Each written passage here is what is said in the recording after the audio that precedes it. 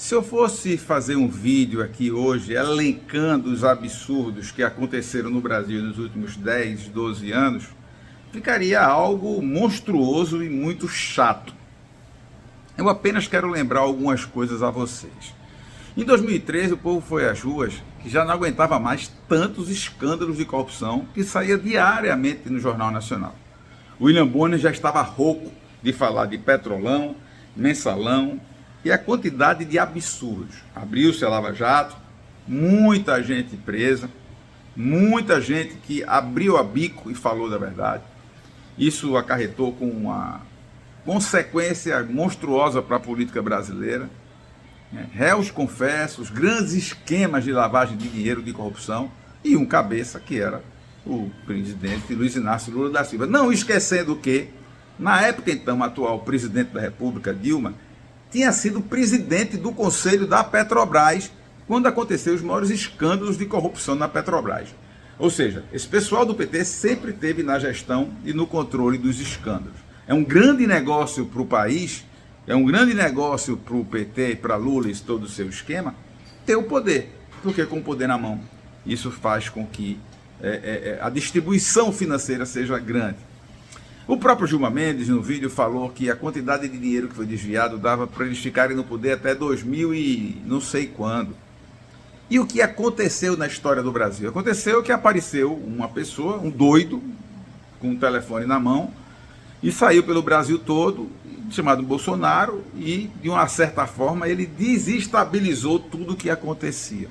Com todos os estudos gramsciano, marxista, com todas as estratégias de guerra que José Dirceu, como um dos mentores, criou para o PT, para a perpetuação do PT no poder, esqueceram e não deram credibilidade a Bolsonaro.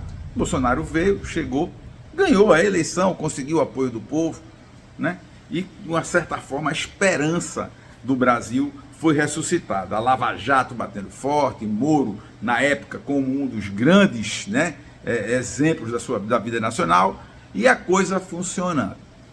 Acontece que quando o Bolsonaro entrou no poder, Bolsonaro botou o dedo em cima de algumas, vamos dizer assim, alguns dutos, alguns fornecimentos de dinheiro, e que incomodou uma grande parte da sociedade, principalmente a mídia, os canais de comunicação como a própria Rede Globo, que não esqueça que botou e tirou Collor, botou e tirou Dilma, e também outros canais de comunicação e a mídia não, a imprensa, os artistas, perdão, né, que vivem, muitos dele, vive da Lei Rouanet. Só para você ter uma ideia, Chico Buarque, que é um artista rico, milionário, que mora em Paris, faz seus shows cobrando ingressos altíssimos, mas recebe o benefício da Lei Rouanet.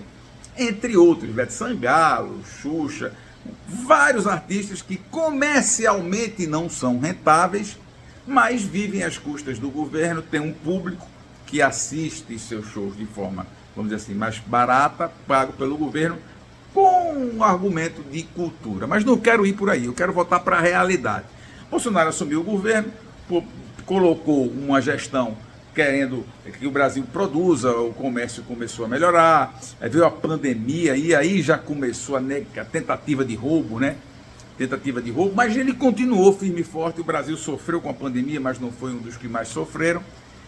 E depois ele começou a reverter esse quadro no Brasil. E reverteu o quadro no Brasil fortalecendo o agronegócio, a indústria, fortalecendo o emprego, o empreendedorismo, né? Que é o mais importante, é fazer com que as pessoas cada dia mais precisem menos do governo para sobreviver.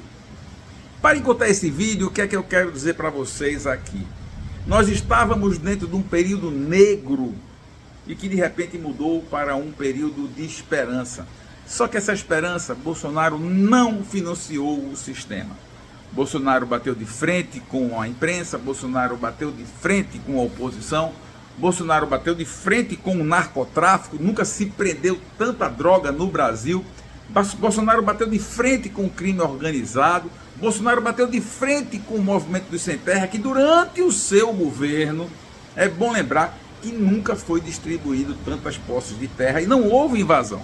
Ou seja, o negócio MST deixou de ser rentável para o Stedley e para sua miliconarcotraficância, militância, né? Por quê? Porque é um grande negócio o movimento do Sem Terra para algumas pessoas, lógico, né? Tem aquela militância na rua e etc.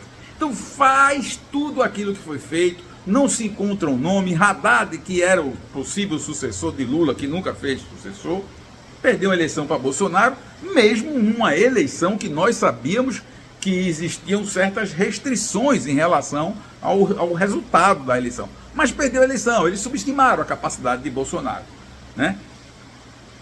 O que é que acontece? Tiraram Lula da cadeia, ou seja, começou um movimento para desconstrução do passado. O Brasil é um país hoje onde estão reconstruindo o passado. Lula passou a ser colocado dentro da mesa dos grandes, daqueles, né, do que o jogo é duro, como o único nome que poderia derrubar Bolsonaro. Então se coloca Lula, se faz todo aquilo. O Supremo Tribunal Federal, um órgão do Poder Judiciário, passa a ser um quarto poder, um poder majoritário sobre o país. E Bolsonaro, se vocês não se lembram, nos 2 primeiros anos de governo, Bolsonaro respondeu a 123 questionamentos dos ministros do STF. Parecia um menino que tinha que dar satisfação a seus pais em tudo que fazia. O governo Bolsonaro foi marcado pelo governo altamente vigiado. Eu, particularmente, trabalhei no governo Bolsonaro, dentro de um departamento, e todo dia o TCU pedia para a gente fazer notas técnicas, etc. Era uma fiscalização constante em cima de tudo que era feito dentro do governo. Aquele Brasil que a gente sonhava em melhorar, aquele Brasil que a gente sonhava de ter como um país mais justo para se viver, começou a ser desconstruído com uma narrativa de que precisa se ajustar.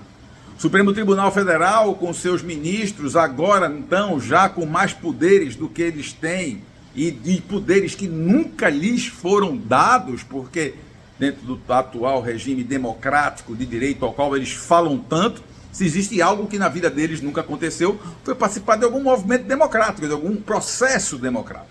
Os ministros ali estão por indicação que muitas vezes suspeitas, porque você não pode indicar um ministro para o STF que tenha sido seu advogado, você não pode administrar ou colocar como ministro do STF um secretário de Segurança Pública ou um ministro da Justiça que resolveu problemas pessoais seus quando sua esposa teve suas contas invadidas e tiveram que se utilizar de forças maiores para resolver este problema. Então essa troca de favores que fez com que este atual time do ministro do STF esteja um time completamente não isento, porque você tem o advogado do PT, o advogado de Lula, você tem militantes o tempo todo lá, que são responsáveis para fazer com que as leis sejam cumpridas. Mas o pior de tudo é que não é responsabilidade apenas para que as leis sejam cumpridas, a responsabilidade é de reconstruir o Brasil. O quarto poder, o poder maior, hoje, ele está reeditando a Constituição. Ou seja, o Poder Legislativo deixou de existir, toda essa movimentação feita para Lula, onde, dentro de um processo eleitoral, nós vimos absurdos e mais absurdos serem, você precisa ter ideia, um candidato era proibido de falar dentro da casa dele. Um candidato não podia chamar o outro de ladrão, que é ladrão condenado, e o candidato que era ladrão condenado podia chamar o outro de genocida. Ou seja, que não era genocida. Na realidade, quem matou milhares de pessoas, milhões de pessoas no mundo, foi uma pandemia, não foi uma pessoa. Regras diferentes, justiça seletiva, censura seletiva. Isso foi o que foi o processo eleitoral brasileiro. E hoje, no Brasil, nós temos um governo que já está 1 ano e 2 meses aí e que não desceu do palanque. Tem como objetivo prender o ex-presidente e colocar nele a culpa de tudo o que aconteceu. Ele é o responsável, e foi o responsável, por fazer com que todo aquele sistema cleptocrático iniciado por Lula, dado continuidade por Dilma, fosse rompido. e grandes prejuízos foram causados. Odebrecht e outras grandes empresas pararam de faturar e pararam de ser o canal distribuidor de renda. Ou seja, o esquema tinha sido quebrado e a culpa é de Bolsonaro. Então eu lhe faço uma pergunta, você que está aí, está assistindo tudo o que está acontecendo, você que está aí, que participou, que foi para as ruas, pedir até o impeachment de Dilma, você que foi para aí, que se revoltou com a Lava Jato, você que foi para aí e viu tudo o que aconteceu. Eu lhe faço uma pergunta, o que é que você acha que tem que ser feito para nós mudarmos esse país? O país hoje que vive dentro do estado de exceção, onde é proibido dizer palavras, eu acho que esse meu vídeo eu falei algumas palavras aqui, que possivelmente ele vai ser bloqueado, mas que está começando a entrar numa crise econômica muito preocupante. O comércio parou. Diariamente recebo os vídeos aqui do Amapá, do Pará, de Santa Catarina, Pernambuco, de comerciantes reclamando que o comércio parou. Shopping centers vazios. Você sabe o que é que eu estou dizendo aqui para você? É que essa conversa fiada, essa narrativa fiada desses comuno-narcotraficantes está desviando sua atenção para um período de recessão que talvez seja o maior período de recessão da história do Brasil. Estão desviando sua atenção para um monte de coisas que está sendo feita. Nós não temos ministros da economia, sei lá, fazendo o que for. Haddad não sabe nem como é que se liga um HP-12C. O Brasil vai entrar no problema sério. O Brasil já está entrando no problema sério. O agronegócio hoje, que é o grande alavancador da economia brasileira, chamado de fascistas pelo presidente da República. O que o PT quer é que você dependa dele, é que você seja instrumento dele. E o que nós queremos é que isso não aconteça. Eu vou dizer uma coisa aqui e quero encerrar meu vídeo, que já está passando do tempo. Quero dizer uma coisa aqui para você, para a gente finalizar isso aí. Ou você, ou o povo brasileiro, sem partido, sem religião, sem nada, agrupamento ligado a algum tipo de doutrina, sem nada. A luta é pela vida. O Brasil está entrando dentro de um buraco muito, mas muito profundo.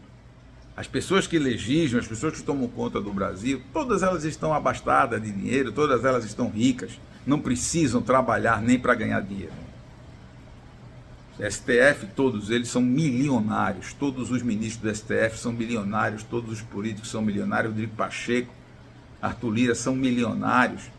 Todos os babões deles são milionários. O dinheiro que foi roubado já foi distribuído. Eles não precisam do salário. Eles precisam do poder. E se a gente tirar o poder deles, aí sim a gente pode mudar a história do Brasil. E como é que a gente vai tirar o poder deles? Vamos fazer uma greve nacional. Os empresários fazer a primeira greve fiscal. 90 dias sem recolher um centavo de imposto, seja municipal, estadual ou federal. Parar de comprar, consumir unicamente o necessário. Tá certo? Os caminhoneiros, guardem seus caminhões em casa, combustível está muito caro, não precisa circular no Brasil. Vamos ficar em casa 90 dias. Vamos parar de pagar IPTU, IPVA, tudo. ICMS, Imposto de Renda, IPI, PIS, COFINS, Contribuição Social, greve fiscal. Eu quero ver se o governo consegue sobreviver com 90 dias sem arrecadar. Eu quero ver se o funcionarismo público, que na sua grande maioria são tão defensores do governo, vão amar tanto o ladrão de 9 dedos quando não chegar os seus proventos. Eu quero ver esse sistema funcionar sem dinheiro. Agora é com você, brasileiro. Agora é com você, empresário. Agora é com você, microempreendedor. Agora é com você, dona de casa. Agora é com você, estudante. Está na hora de parar o Brasil. Se não parar o Brasil hoje, nós vamos ser parados. Aliás, já estamos. E vamos ter que passar, daqui a pouco, vamos ter que fazer um vez de picanha no final de semana, vamos ter que pegar o nosso cachorrinho e fazer um churrasquinho de Billy.